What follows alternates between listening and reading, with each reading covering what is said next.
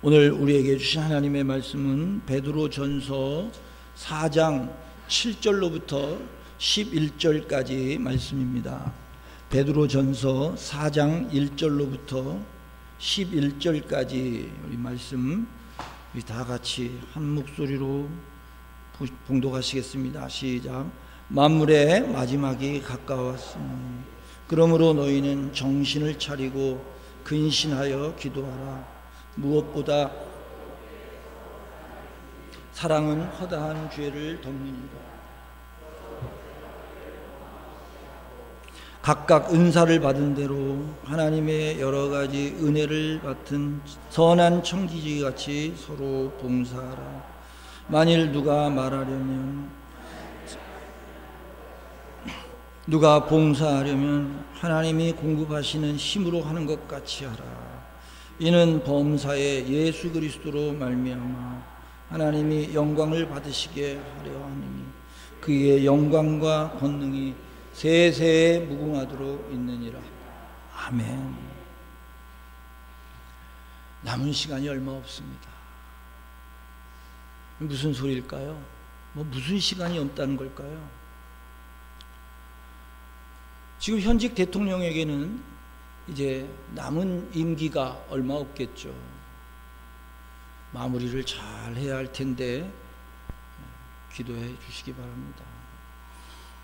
기상학자들은 이제 기후 위기 대응을 위한 시간이 얼마 남지 않았다. 이 기회를 놓치면 이제 인류가 기후 위기를 맞이할 것이다. 이런 얘기를 합니다. 금년 한 해도 벌써 10월 중순이 돼가니까 이 한 해도 얼마 남지 않았죠. 마무리를 잘 하시기 바랍니다. 우리 인생에 남은 시간도 얼마 없습니다. 순식간에 지나갈 남은 인생 어떻게 사시겠습니까? 김수환 추기경은 이런 시를 썼습니다. 남은 세월이 얼마나 된다고. 제목이 남은 세월이 얼마나 된다고.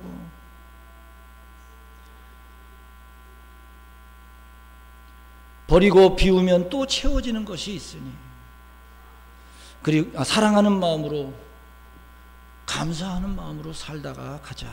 이렇게 얘기를 했습니다.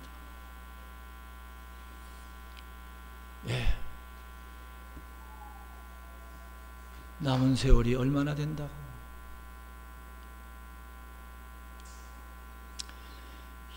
역사에 남은 시간도 얼마 남지 않았습니다. 인류의 위기를 상징적으로 보여주는 지구 종말 시계가 지난해에 이어 올해도 100초 전을 유지했습니다.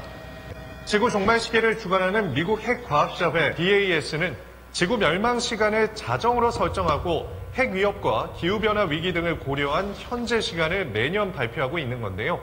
지구 종말 시계는 2019년 2분 전을 가리켰지만 지난해 처음으로 초 단위로 진입해 100초가 남았다고 경고했고 올해도 100초를 유지했습니다. BAS는 핵무기가 여전히 심각한 위협으로 남아있고 기후변화도 주요 위협이라고 지적했는데요. 또 이번 코로나 사태로 전 세계가 인류의 생존 위협을 관리할 준비가 되어 있지 않다는 사실을 보여줬다고 경고했습니다. 다만 바이든 미국 대통령이 파리 기후변화 협약과 세계보건기구 복귀를 선언한 것 등을 긍정적으로 평가해 시기를 앞당기지는 않았다고 밝혔습니다. 주님 오실 날이 가까워지고 있습니다. 시간이 없습니다. 그렇다면 이 얼마 남지 않은 시간 어떻게 살아야 할까요? 사람이 임종의 순간, 그러니까 죽음을 앞두게 되면 돈을 조금 더 벌어야 되는데, 내가 조금 더 출세했어야 되는데, 이렇게 후회하는 사람은 거의 없다고 합니다. 보통 임종의 순간 3가지 후회를 한다고 합니다. 첫째는 베풀지 못한 것에 대한 후회입니다. 이렇게 허망하게 갈 날이 이리도 빨리 올 줄 알았더라면 좀 더 주면서 살 수 있었는데, 이렇게 긁어모으고 움켜쥐어 봐도 별것 아니었는데 왜 좀 더 나누지 못하고 베풀며 살지 못했을까? 난 참 바보처럼 살았군요. 이런 노래를 부르면서. 이것이 가장 큰 후회랍니다. 둘째는 참지 못한 것에 대한 후회라고 합니다. 그때 내가 조금만 더 참았더라면 좋았을 걸. 왜 없는 말을 하고 쓸데없이 행동을 했던가 하고 후회한다고 합니다. 당시에는 내가 옳다고 생각을 했습니다. 그것이 최선이라고 생각하고 그럴 수밖에 없었다고 생각했지만 지나고 보니 그게 아무것도 아닌 거예요. 그래서 좀 더 참을 수 있었고 좀 더 여유를 가지고 기다릴 수 있었다면 내 인생이 좀 더 달라질 수 있었을 텐데 참지 못해서 일을 그르친 것이 후회가 된다는 것입니다. 셋째는 행복하게 살지 못한 것에 대한 후회라고 합니다. 왜 그렇게 누리지 못하고 즐기지 못하고 빡빡하고 재미없게 살았나? 왜 그렇게 짜증스럽고 힘겹고 어리석게 살았는가? 후회하며 또한 이런 나로 인하여 다른 사람들을 힘들게 한 삶을 살았던 것을 후회한다고 합니다. 그러나 여러분, 후회해본들 죽음 앞에서 무슨 소용이 있겠습니까? 그러니 지금이 중요합니다. 지금 기회 주셨을 때 행복하게 사십시오. 바르게 사십시오. 그리고 서로 사랑하며 용서하며 사십시오. 지금 여러분들이 만나는 사람이 가장 중요한 소중한 사람입니다. 내 앞에 바싹 다가온 지금 순간들을 연결해서 그것을 미래를 창조해 나가는 것입니다. 앞날만 바라보고 지금은 뭐 어떠더라도 그때만 좋으면 돼. 그렇게 해서 행복의 파랑새들을 쫓아다니지만 우리가 행복의 파랑새를 잡았는가 싶은 순간에 그 파랑새는 또 저만큼 가 있는 거예요. 그게 끝도 없죠. 끝도. 지금 우리에게 주신 것, 우리에게 만나게 해주신 사람을 소중히 여기고 누리시고 즐기시고 행복하게 살아가시기 바랍니다. 만약 이 땅에서 살 시간이요 딱 일주일만 남았다면 여러분은 뭘 하시겠습니까? 그 남은 시간에 돈을 조금 더 악착같이 벌어야지 그러시겠습니까? 아니면 좀 더 나은 직장에 들어가려고 여기저기 이력서 넣으시겠습니까? 좋은 집 장만하려고 온 힘을 쏟아붓겠습니까? 그런 사람은 한 사람도 없을 것입니다. 그런 것이 생애 마지막 순간에는 무의미하기 때문입니다. 시간이 일주일 남았는데 그런 게 다 무슨 소용이 있습니까? 그 시간 동안 사랑하는 사람들을 찾아 마지막으로 얼굴 한 번 더 보려고 한다든지 마지막 임종의 순간에 찾아서 보고 싶으니까 하고 싶은 말 못다한 말 한다든지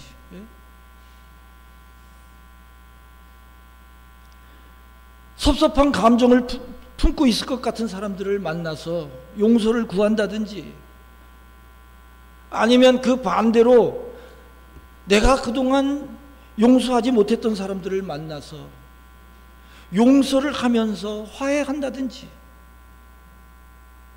혹은 내가 살아온 집, 추억이 서려 있는 고향, 내가 다녔던 어린 시절 다녔던 학교, 평생 섬겨왔던 교회 등을 돌아보면서 마지막으로 작별 인사를 할 것입니다. 그게 마지막 일주일 남은 사람의 모습 아니겠습니까? 건강이 허락된다면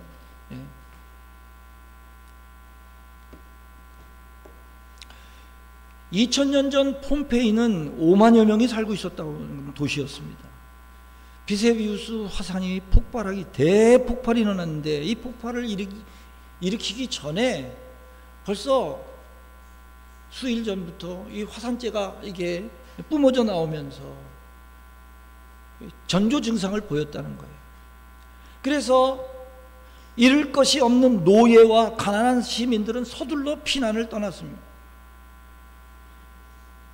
화산이 대폭발을 일으키자 불과 딱 15분 만에 도시 전체가 화산재로 덮여버렸대요. 15분. 그때 도시 전체도 잠겼을 뿐만 아니라 2천여 명이 화산재에 파묻혔는데 거의 다 이 화산재 나중에 발굴한 모습이에요. 거의 다 귀족이나 돈 많은 상인들이었다고 합니다. 잃을 것이 많은 사람들, 즉 돈, 권력, 명예로 배부른 사람들은 마지막까지 자신들의 저택과 재물, 지위와 권력을 지키려다가 모든 것을 다 잃어버린 것입니다. 많은 사람들이요, 이 땅에서 우리는 여행객이요 나그네라고 하는 사실을 잊고 삽니다. 그래서 대부분 돌아갈 준비도 하지 않고 있다가 갑자기 돌아갈 날을 맞이하며 당황하는 거예요. 우리의 인생은 순례자요 여행객인 줄 믿으시기 바랍니다. 그러므로 인생길 즐거운 여행 되시기 바랍니다. 그런데 여행 여러분들 가보셨겠지만 즐거운 여행이 되려면 세 가지가 있어야 돼요. 그 세 가지 조건이 맞아야 돼요. 첫째는 뭐냐? 짐이 가벼워야 한대. 여행 가면서 바리바리 싸들고 가면 무슨 이사 가나? 그것 때문에 고생, 짐 때문에 고생. 가벼워야 돼요. 여러분 인생 여행길도 가벼워야 돼요. 두 번째는 여러분 여행 가면서 제일 힘든 게 뭘까요? 동행자예요. 동행자가 좋아야 돼. 인생의 동반자들이 좋아야 되잖아요. 세 번째는 돌아갈 집이 있어야 돼요. 돌아갈 집이 없으면 그게 여행이겠어요? 떠돌이죠. 돌아갈 집이 있기 때문에 여행이 즐거운 거 아니에요. 텐트 치고 뭐 비바람이 불어쳐가지고 막 고생을 해도 정말 모기가 밤새 물어도 돌아갈 집이 있으니까 그래서 즐거운 거 아닙니까? 그래서 희낙거리고 그래서 만약에 진짜 돌아갈 집이 없이 그렇게 텐트 치고 살아라 그러면은 얼마나 비참하겠어요. 그게 비는 막 들이치지 네? 그래도 즐거워. 텐트 치고 말이죠. 요즘에는 뭐 캠핑도 굉장히 고급화가 돼가지고 있을 거 다 있습니다만은 아무튼 어쨌든 간에 돌아갈 집이 있으니까 즐거운 거예요. 그렇지 않습니까? 우리의 인생도 돌아갈 내보양이 있으니까 행복한 여행인 줄 믿으시기 바랍니다. 오늘 본문 7절에는 만물의 마지막이 가까웠으니로 시작을 합니다. 베드로 사도는 성도들에게 육체의 남은 때를 아름답게 사는 지혜를 가르쳐주고 있습니다. 우리는 육체의 남은 때가 얼마 남지 않았음에도 불구하고 그것을 잊고 있습니다.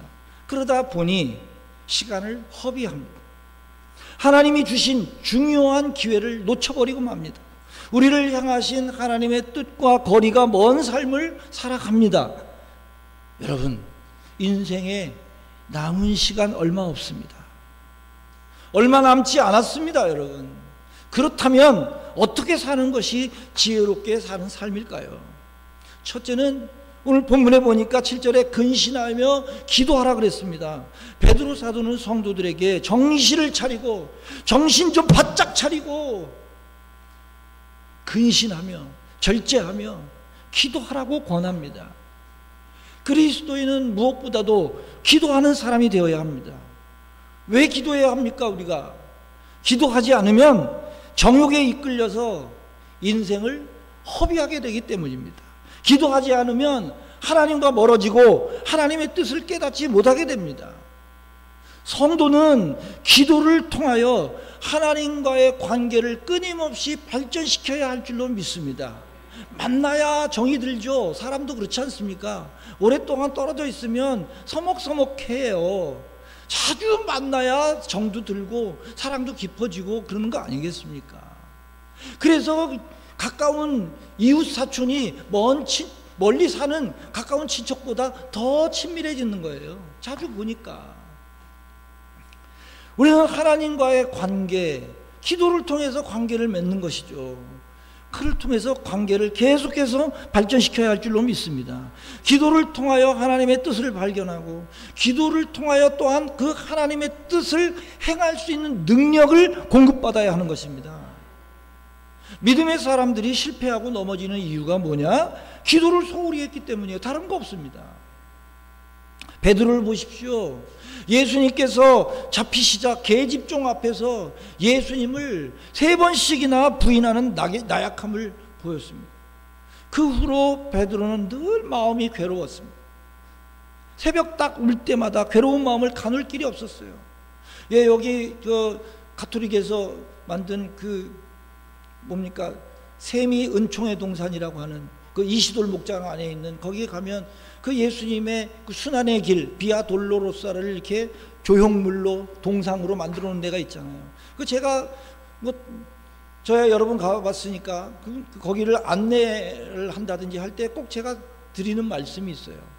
그 조각품들, 그 예수님이 순환을 받으면서 십자가를 지다가 넘어지시고 또 목말라서 물도 먹으시고, 이 많은 이런 과정들을 통해서 그 골고다 언덕까지 가는 그 동상들이 있지 않습니까?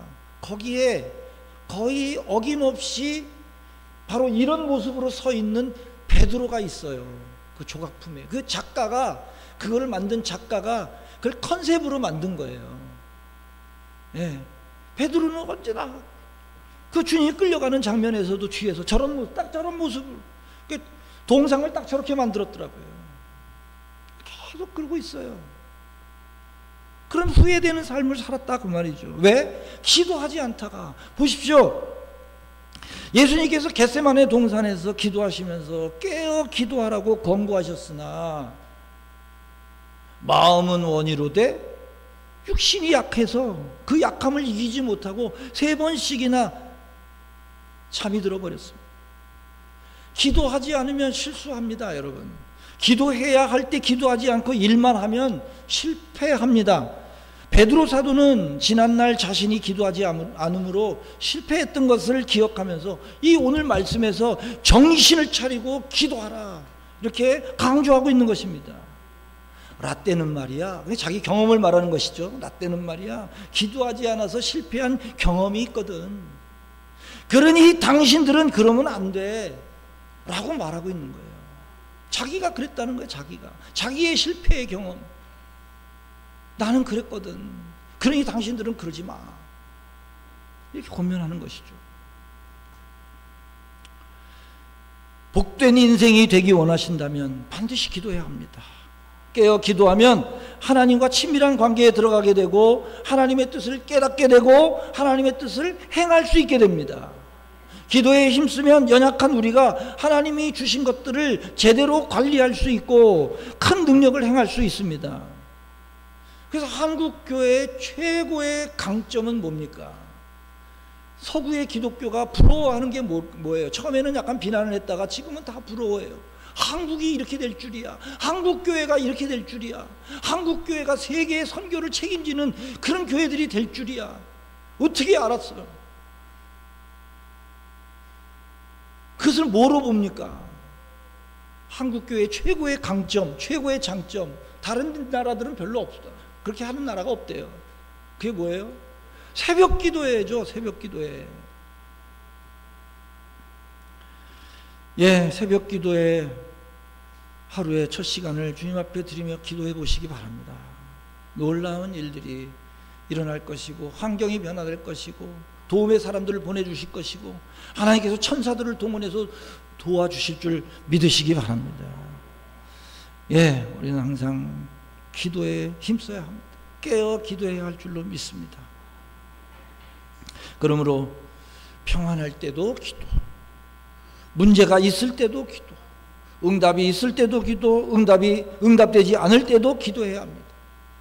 기도 못하도록 방해하는 것들이 많지만 우리에게 시간이 많이 남아있지 않음을 기억하고 기도에 힘써야 합니다. 하나님은 기도를 통해서 역사하십니다.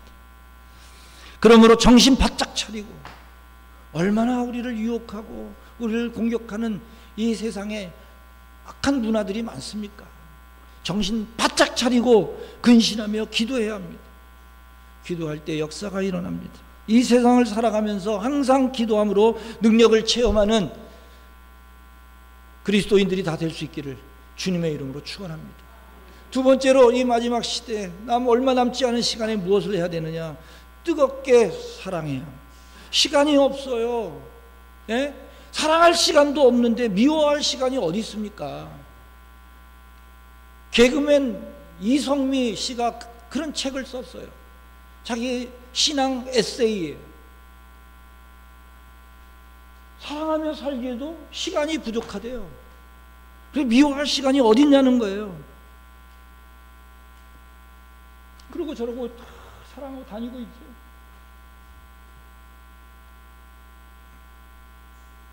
임종을 앞둔 대부분의 사람들이 제일 후회하는 것이 바로 이거라니까요.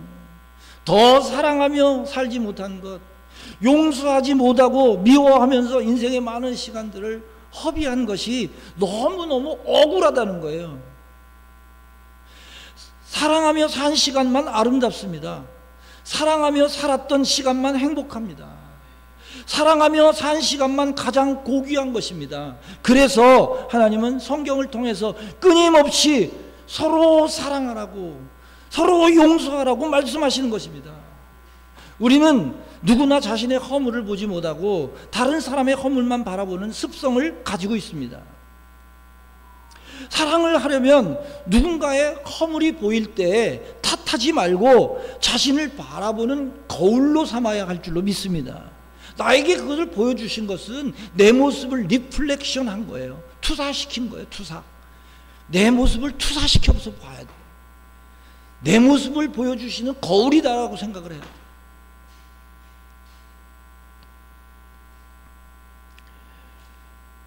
오늘 본문은 사랑은 허다한 죄를 덮느니라 라고 했는데, 잠언 10장 12절 말씀해 보면 또 사랑은 모든 허물을 가리우느니라 그랬습니다. 허물을 가려준다라고 하는 말은 죄를 찾아내려고 꼬치꼬치 따지며 들추어내거나 확대하고 과장하여 사람들 앞에서 비난하지 말라는 것입니다. 누군가의 옷이 여기서 툭 찢어졌어요. 그럼 어떻게 비난하고 사람들 저거 좀 보십시오 그럽니까? 정말 그 사람을 사랑하는 사람이라고 한다면 뒤에서 가려주고 이렇게, 옷이 좀 찢어졌는데, 그럴 거 아니겠어요? 가려준다는 게 그런 거죠. 허물을, 찢어졌네, 속살이 다 보이네, 칠치 못하게. 그건 사랑하는 사람의 모습이 아니잖아요. 최소한 그 사람을 가까운 사람이라고 한다면 너 찢어졌는데, 가려주죠. 가려줘. 그게 가려운다는 거예요. 잠언 잠언 여기 있죠. 미움은 사랑을 일으켜도, 미움은 다툼을 일으켜도 사랑은 모든 허물을 가리느니라. 가린다는 거예요. 사랑은 가려주고 덮어주는 것입니다. 약점도 이해하고 잘못도 용서하는 것입니다. 사랑하면 사랑받는 사람의 허물도 덮어주지만 또 그렇게 사랑하는 사람의 자기 자신의 허물도 덮어지는 것입니다. 하나님 앞에 서는 날 나의 허물이 다 드러난다면 얼마나 부끄럽겠습니까? 그런데 우리가 사랑으로 다른 사람의 허물을 덮어주면 하나님도 우리의 모든 허물을 덮어주십니다. 우리 주기도문 날마다 하잖아요. 내가 다른 사람의 죄를 용서해 준 것처럼, 잘못을 용서해 준 것처럼 나의 죄를 용서해 주옵소서 그러잖아요.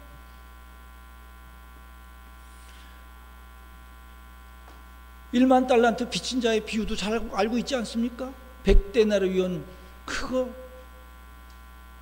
자기는 1만 달란트 탕감받은 자이면서 100데나리온을 용서 못하는 거예요.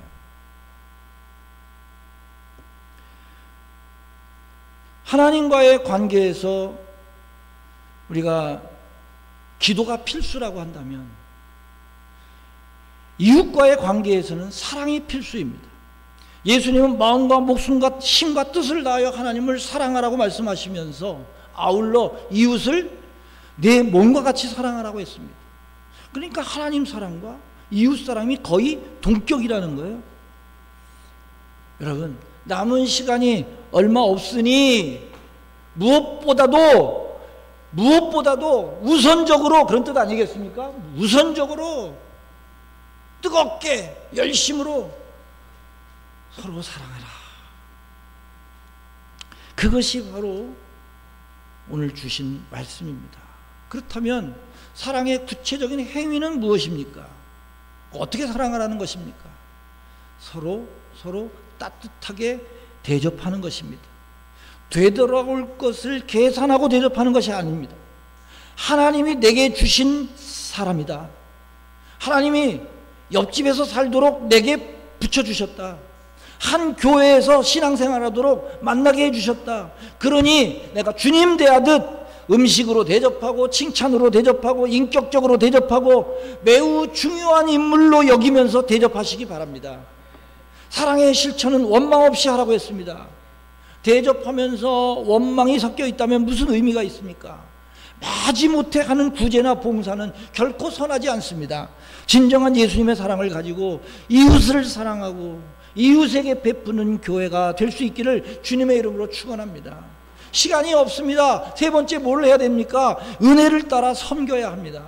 하나님의 은혜를 맡은 선한 관리인으로서, 이것을 청지기라고 하잖아요. 서로 봉사해야 합니다. 이 청지기는 삭스를 받고 대충 일하다가 시간이 되면 그냥 퇴근하는 사람이 아니라 비록 자기 것은 아니지만 주인의식을 가지고 최선을 다하는 사람을 말하는 것입니다. 우리는 모두 하나님 집의 청지기들입니다. 그러므로 하나님의 집을 섬겨야 합니다. 하나님은 청지기 사역을 잘 감당할 수 있도록 우리에게 은사를 주셨습니다. 은사는 말 그대로 하나님이 주신 기프트, 하나님이 주신 선물이에요. 내 것으로 봉사하는 것이 아니라 하나님께로부터 받은 선물로 섬기는 것입니다.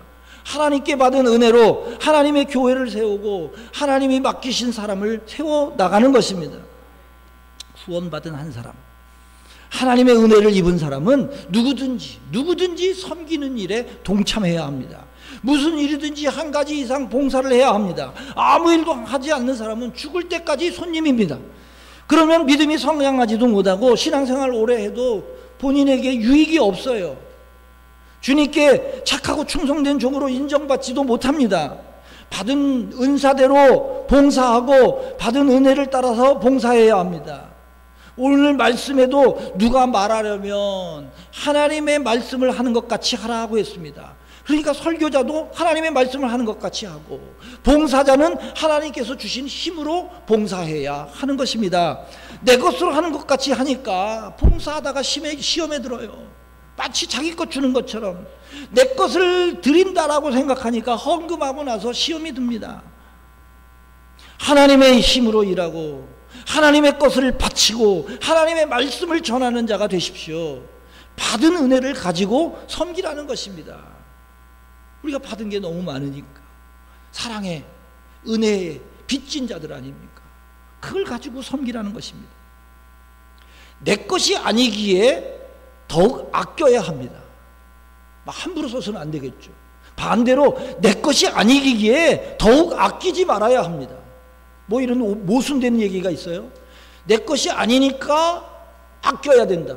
내 것이 아니니까 아끼지 말아야 된다. 그 얘기는 이거예요. 함부로 허투루 써서도 안 되지만 마치 자기 것 주듯이 인색하지 말라는 거예요. 마치 자기 것 주는 것처럼 말이지. 얼마나 인색한지 따지고 계산하고 주인의 뜻을 잘 분별해서 허투루 낭비하지 말고, 그런가 하면 주인이 원하는 곳에 또 주인이 나누어 주라고 하는 사람에게 아낌없이 줄 수 있어야 하는 것입니다. 내 말이 아닌 하나님의 말씀으로 섬기십시다. 내 힘이 아닌 하나님이 주시는 힘으로 섬기십시다. 내 것이 아닌 하나님이 맡겨주신 재물로 섬기시는 저와 여러분 될 수 있기를 바랍니다. 요즘 제주도에 한 달 살이, 1년 살이 하러 오시는 분들이 계십니다. 마찬가지로 우리는 이 땅에 많아야 100년, 원래는 옛날에는 그랬죠. 우리의 연수는 70이요 강건하면 80이라도. 요즘에는 이제 수명이 늘어나서 이제 우리의 연수는 90이요 강건하면 100이라도 이렇게 돼야 돼. 그래봤자 자 100년 100년 살이 1년 살이 뭐 10년 살이 100년 살이 하다가 가는 것이에요. 그런 여행객이요 나그네입니다. 곧 영원한 집으로 돌아가야 합니다. 즐거운 여행을 위해서 짐을 가볍게 해야 합니다. 좋은 동행자가 있어야 합니다. 최고의 동행자는 예수 그리스도십니다. 이 예수 그리스도와 친밀한 관계를 발전하기 위해 힘쓰고 계십니까? 기도하십시오. 하나님이 보내주신 사람들을 열심히 사랑하며 살고 있습니까? 그리고 하나님께 받은 은혜로 하나님이 주신 사람들을 신실하게 섬기고 있으십니까? 사랑하는 여러분, 남은 때를 슬기롭게 살다가 영원한 집으로 웃으며 돌아가시는 저와 여러분 될 수 있기를 바랍니다. 마지막으로 작자 미상의 시 한 편 읽어드리고 마치도록 하겠습니다. 천천히 걸어도 빨리 달려도 우리에게 주어진 시간은 오직 한 세상이다. 더러는 조금 살다가 더러는 오래 살다가 우리는 가야 할 곳으로 떠나간다. 소중한 시간에 우리 사랑하며 살자. 우리 이해하며 살자. 우리 그렇게 하자. 우리에게 주어진 둘도 없는 삶, 지난날 돌이키며 후회하기보다는 남은 날 아름답게 가꾸는 일에 희망을 걸어보자. 행복을 찾아내자. 마침내 바람에게도 돌멩이에게도 보이지 않는 마음에게도 고마움을 느끼며 정다운 사람들과 오붓하게 웃음을 나누는 일에 참 행복을 느끼는 마음이 부자인 사람들이 되자. 우리 그렇게 하자.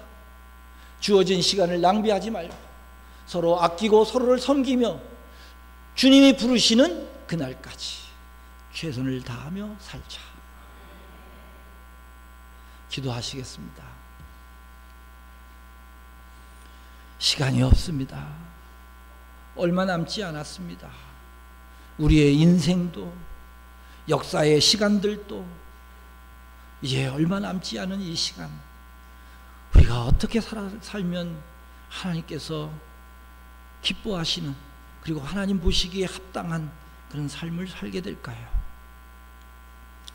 많은 실패를 경험한 이 베드로의 고백과 권면을 들으면서 라떼는 말이야 이렇게 실패했으니 너희들은 그렇게 하지 말아라, 그렇게 간곡하게 권면하는 그 음성을 들을 수 있는 우리의 마음, 또 우리의 귀가 열리게 하여 주시옵소서. 마음판에 새기고 이 남은 짧은 시간, 얼마가 남았을지 아무도 모르는 이 시간들을 정말 복되게 기쁨으로 잘 감당하고 마무리를 잘 짓고 즐거운 마음으로 우리가 돌아갈 본향으로, 우리가 돌아갈 집으로 즐겁게 돌아갈 수 있는 우리 모두가 되게 하여 주시옵소서. 다시 오실 예수님의 이름으로 기도하옵나이다. 아멘.